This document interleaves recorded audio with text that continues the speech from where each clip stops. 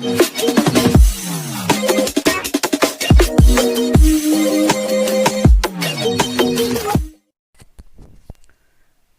Guys, আশা করি সবাই ভালো আছেন। তো আজকে আমি পিএইচপির বেসিক সিনট্যাক্স নিয়ে আলোচনা করব। তো যাই হোক, আমি আমার এডিটরটা ওপেন করতেছি। তো এই হচ্ছে আমার এডিটর। তো এখানে আমরা দেখতেছি যে সিম্পল একটা ডিজাইন করা, অর্থাৎ এই ডিজাইনটা করা হয়েছে। এই যে stdocs, দেন হচ্ছে এখান থেকে learn PHP.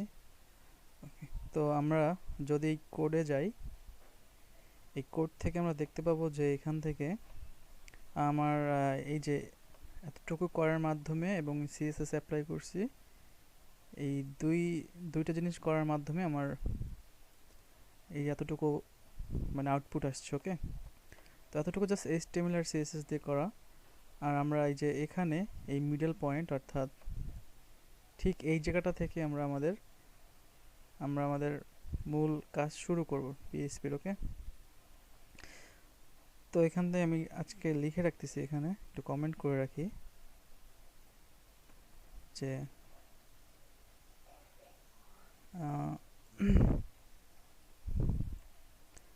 Start from here. ওকে, তো এখানে আমি কমেন্ট করে রাখছি, এখান থেকে স্টার্ট হবে পিএইচপির মূল কাজ।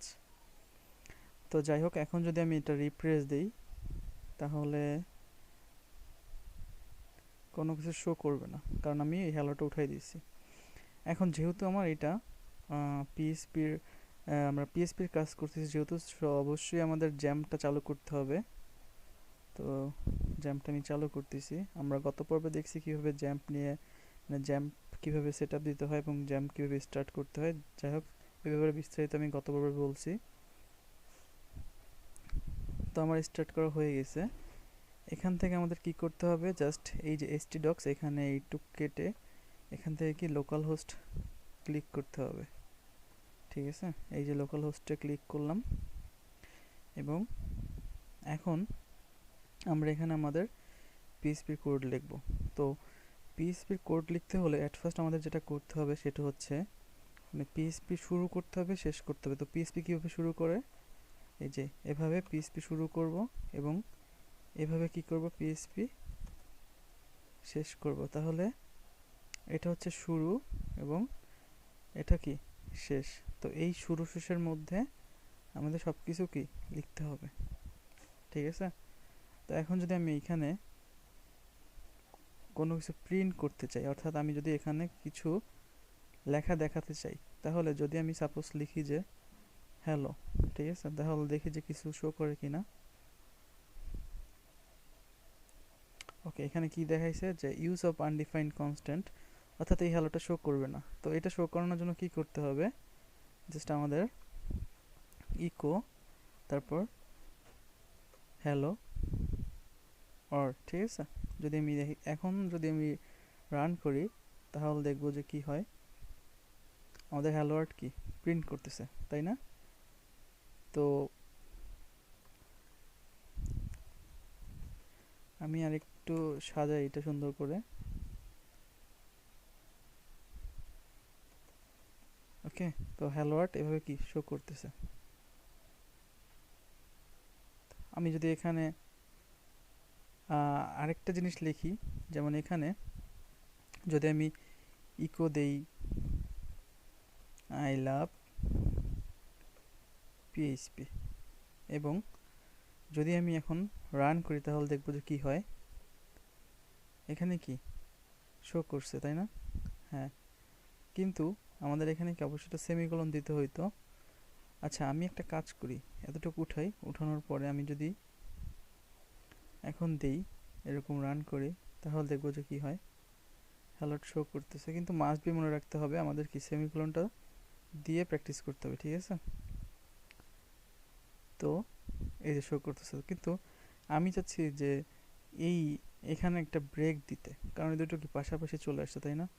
তো ব্রেক দেওয়ার জন্য কি করতে হবে, আমাদের জাস্ট একটা বিআর ইউজ করতে হবে। তো আমি যদি নর্মাল এইচটিএমএল যেভাবে বিআর ইউজ করছি এভাবে যদি করি তাহলে কি কাজ করবে দেখি তো? না, করবে না। কারণ হচ্ছে এটা আমার কি সাপোর্ট করবে না এভাবে।